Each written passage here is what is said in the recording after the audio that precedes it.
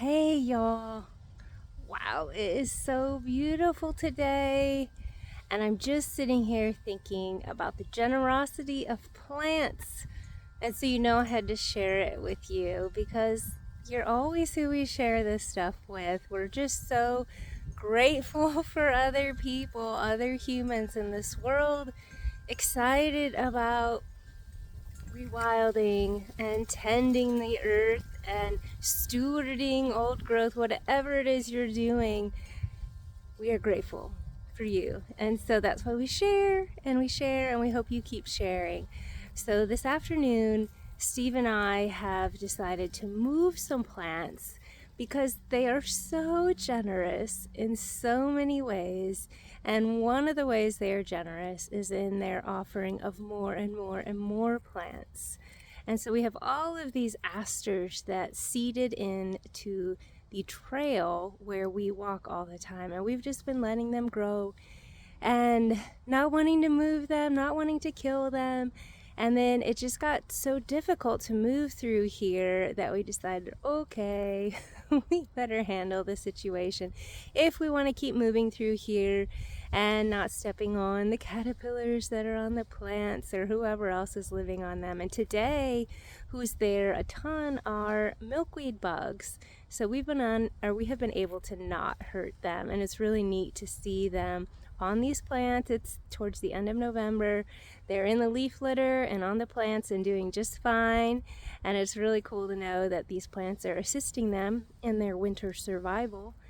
And so I wanted to just show you how this came about and then what we did with them, because this generosity isn't lost on us. And so for us, if a plant has reseeded and is so happy in their new spot, but maybe is something that just really doesn't work for us, we return the gift by moving them somewhere that we think they will be happy.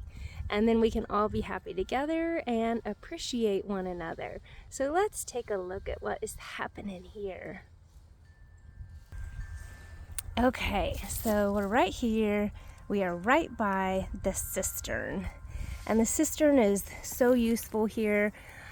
I think maybe half of our house gutters go into here, and it used to be plumbed into this house. It is a farmhouse, so this was a significant part of the water. And the only reason we unhooked it from the house a long time ago was it leaked all over. And so it tends to also leak into the soil, so not just into the basement. That's where I meant it was leaking to, but it leaks into the soil. So we use this water as frequently as we can to add it to the vernal pool. So neat. But look around here. So this is actually a beautiful gift of spice bush. And then everywhere you can see the disturbed soil, all the way around here are where all these woodland asters seeded themselves. We have the best luck with plants seeding themselves into gravel. They love it. We talk about it all the time. That's the only thing you need to do to get seeds to grow, is to put down some gravel, toss some seeds in there. So the tool we use for working in the gravel area is this pitchfork, because it's difficult to get a shovel down when there's a whole bunch of stones in the way, but a pitchfork moves right through it. So we just pitchforked big bundles of these asters out of here. Not this one, because look, they are flowering right now. I have seen hoverflies on here already today. Oh, so neat. So I want to take you to show you where we returned the gift, where we put these beautiful asters. And so we're going to take a walk out there right now. I was going to turn it on pause, but why don't we just walk together and take in the trail and all the plants around and the beet grass right here. This is pretty neat, isn't it? Okay, so we're going to go find Steve and see what he has done with these beautiful plants that offer more and more and more and more of themselves. Look at who we're finding. It's Steve. Well, hi, Steve. Oh, hi, nature lovers.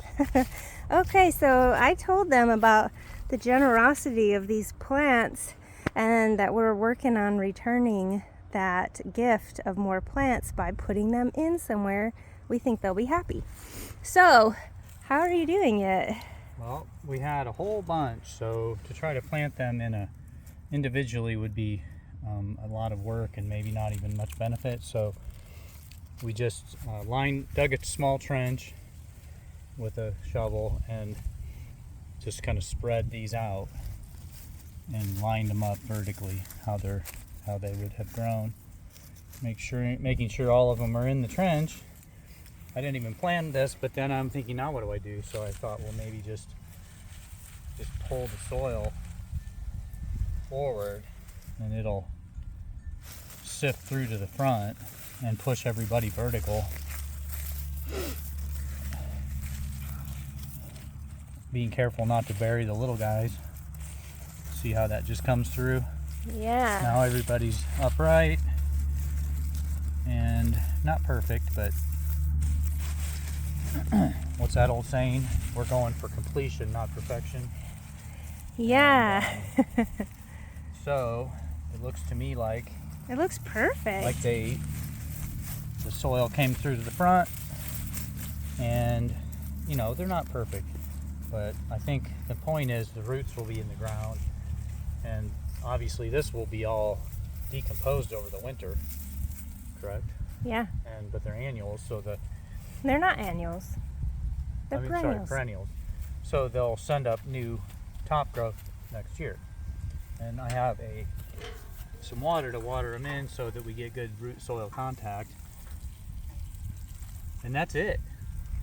And we probably transplanted what, 100 plants?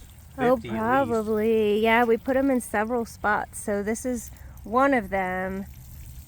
And we're not really too concerned about them being close together like this because these are mostly rhizomatous asters and they shoot up stalks everywhere. So what we're hoping is that they will fill in this whole area. Let me step back and show you where Steve is. And this is where that wood box was that I talked about in the Jack in the Pulpit video that I'm going to post on the same day as these. So we had a lot of really nice soil ready. And now Steve's using the leaves, getting them all tucked in. And that's their winter home and now future home. You think they're going to be happy here? Absolutely. So we say thanks to the plants.